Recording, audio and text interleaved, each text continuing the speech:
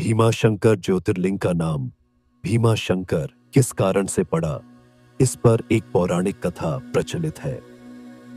कथा महाभारत काल की है।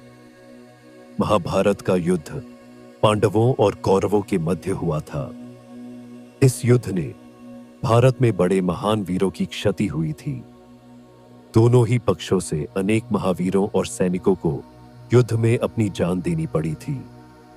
इस युद्ध में शामिल होने वाले दोनों पक्षों को गुरु द्रोणाचार्य से प्रशिक्षण प्राप्त हुआ था। कौरवों और पांडवों ने जिस स्थान पर दोनों को प्रशिक्षण देने का कार्य किया था, वह स्थान है आज उज्जनक के नाम से जाना जाता है।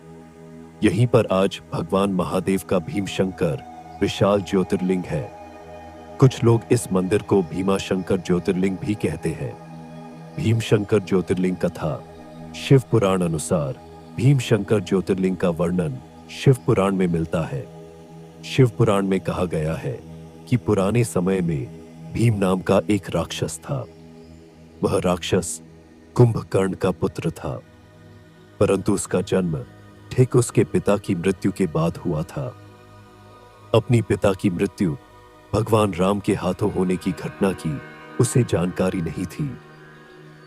समय बीतने के साथ जब उसे अपनी माता से इस घटना की जानकारी हुई, तो वह श्री भगवान राम का वध करने के लिए आतुर हो गया। अपने उद्देश्य को पूरा करने के लिए उसने अनेक वर्षों तक कठोर तपस्या की। उसकी तपस्या से प्रसन्न होकर उसे ब्रह्मा जी ने विजयी होने का वरदान दिया। वरदान पाने के बाद राक्षस निरंकुश हो गया। उससे मनुष्यों के साथ साथ देवी देवताओं भी भयभीत रहने लगे। धीरे धीरे सभी जगह उसके आतंक की चर्चा होने लगी। युद्ध में उसने देवताओं को भी परास्त करना प्रारंभ कर दिया। जहां वह जाता मृत्यु का तांडव होने लगता। उसने सभी और पूजा पाठ बंद करवा दिए।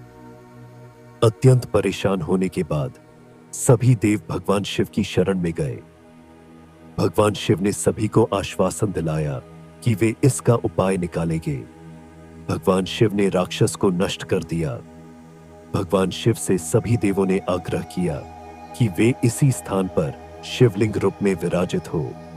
उनकी इस प्रार्थना को भगवान शिव ने स्वीकार किया और वे भीमाशंकर ज्योतिर्लिंग के रूप में आज भी यहां विराजित है।